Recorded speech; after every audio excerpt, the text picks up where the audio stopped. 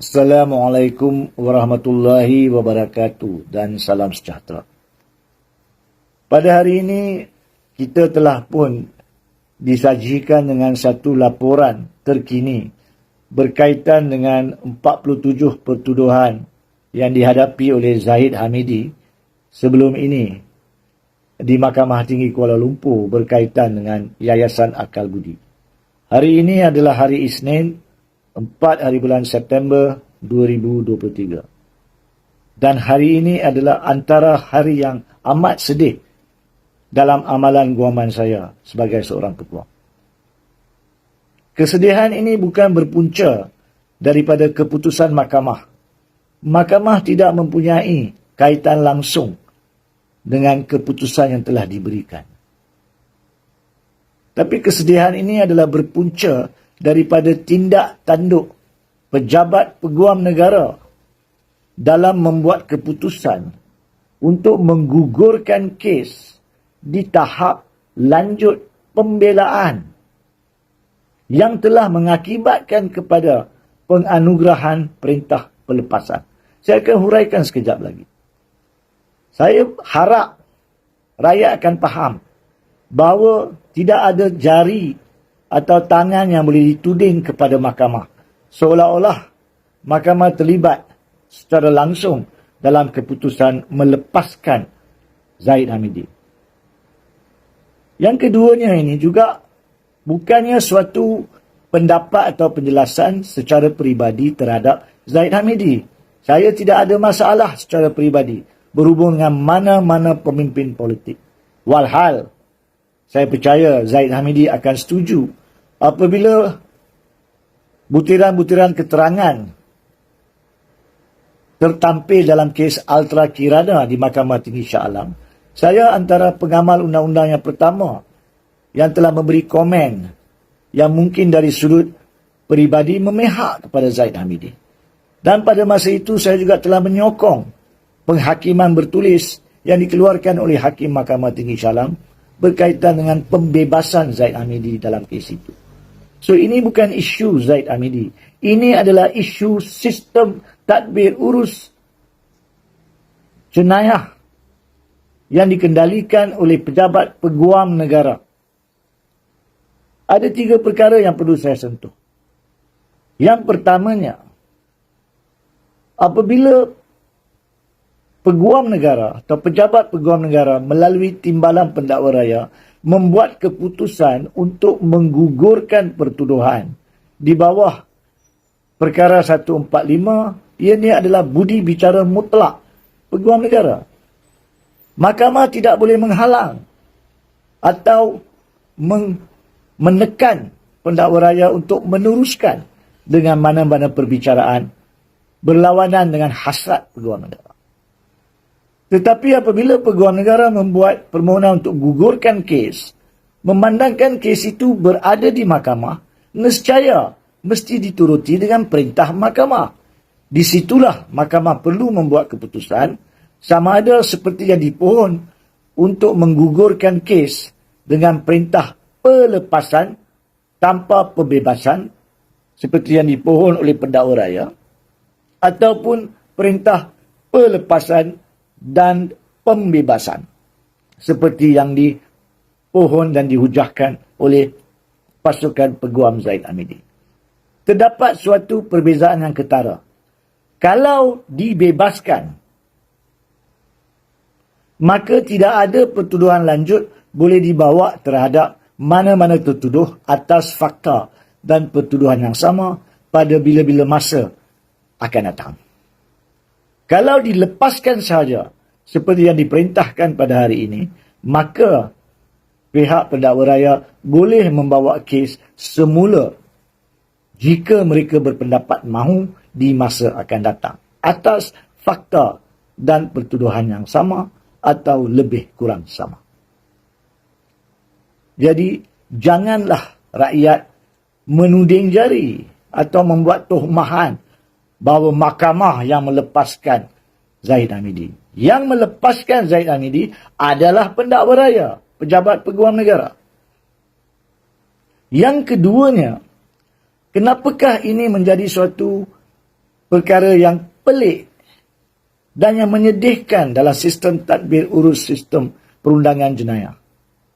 Kerana permohonan pengguguran pertuduhan dibuat di tahap pembelaan, iaitu pada 24 Januari 2022. Lebih kurang 1 tahun 8 bulan yang lalu, mahkamah yang sama sudah pun membuat satu penemuan, iaitu pendakwa raya telah berjaya membuktikan satu kes prima facie yang memerlukan tertuduh Zaid Hamidi menampilkan pembelaan untuk menampilkan keraguan. Kalau tidak, maka didapati bersalah.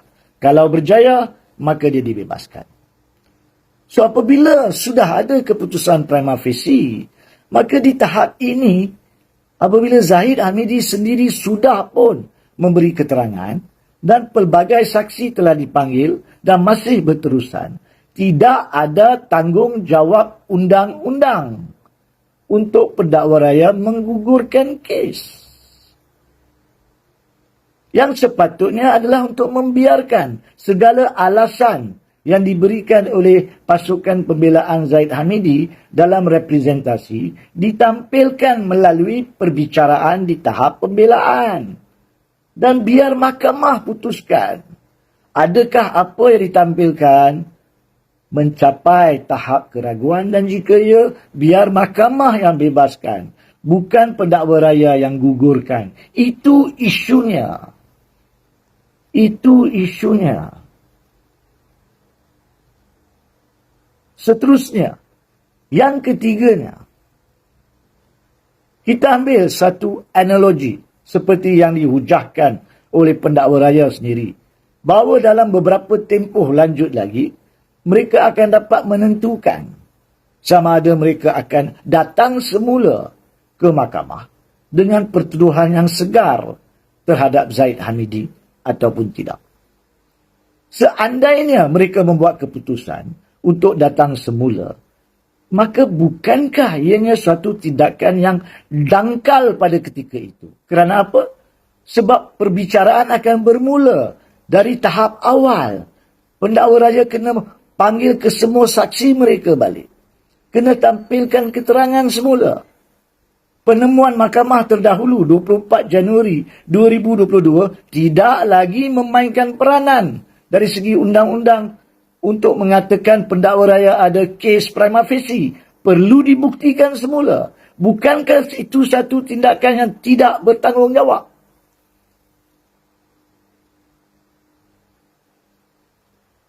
Apakah gunanya untuk gugurkan kes sekarang ini, sedangkan dari segi undang-undang Zahid Hamidi bebas untuk menampilkan pembuktian atau penampilan keraguan dalam perbicaraan ini, daripada digugurkan, bawa semula kes untuk start daripada awal?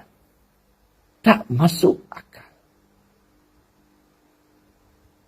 Akhir sekali, secara rumusan, yang lebih buruk di kala ini adalah rakyat berada dalam dilema.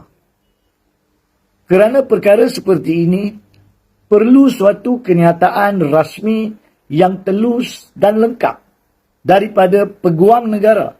Kenapakah ini dibuat keputusan seperti ini? Tapi jangan kita lupa, peguam negara sekarang ini, Tan Sri Idrus Harun, akan bersara pada 6 September 2023. 2 hari lagi. Dan pada hari Jumaat yang lalu, 1 September, kenyataan rasmi Ketua Setiausaha Negara mengumumkan bahawa beliau, Tan Sri Idrus, sedang bercuti sempena menanti persaraan. Jadi persoalannya, adakah beliau yang bertanggungjawab membuat keputusan ini? Dan adakah beliau akan membuat satu kenyataan, sedangkan beliau sudah bercuti menanti persaraan? Walhal, kenyataan media Tan Sri Zuki tersebut, Ketua Setiausaha Negara pada 1 September yang lalu, mengesahkan bahawa Ahmad Tahriruddin Mohamad Saleh dilantik sebagai Peguam Negara baru mulai daripada 6 September. Bukan pada 4 September. Jadi, adakah ianya menjadi tanggungjawab untuk Ahmad Tahriruddin, Peguam Negara yang akan datang, membuat kenyataan? Adakah beliau yang membuat keputusan? Atau adakah keputusan itu dibuat atas arahan beliau? Pokoknya di sini, adakah rakyat akan menerima satu penjelasan daripada Idrus Harun ataupun Ahmad Tahriruddin? Dan saya khawatir, seperti biasa berlaku, tidak akan ada kenyataan yang lengkap. Melainkan apa yang dihujahkan dan setakat mana yang dilaporkan oleh media, oleh pihak pendakwa raya di mahkamah pada pagi tadi. Itu tidak mencukupi.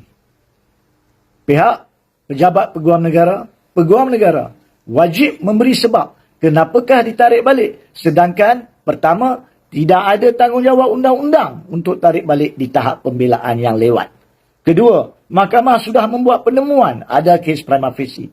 Ketiga, kalau dituduh semula akan bermula daripada peringkat awal.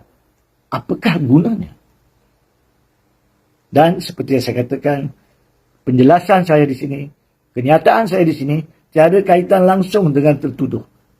Bukan berkaitan dengan Zaid Hamidi, tetapi berkaitan dengan sistem tadbir urus undang-undang jenayah yang di bawah seliaan, kawalan dan tadbiran pejabat Peguam Negara. Sekian.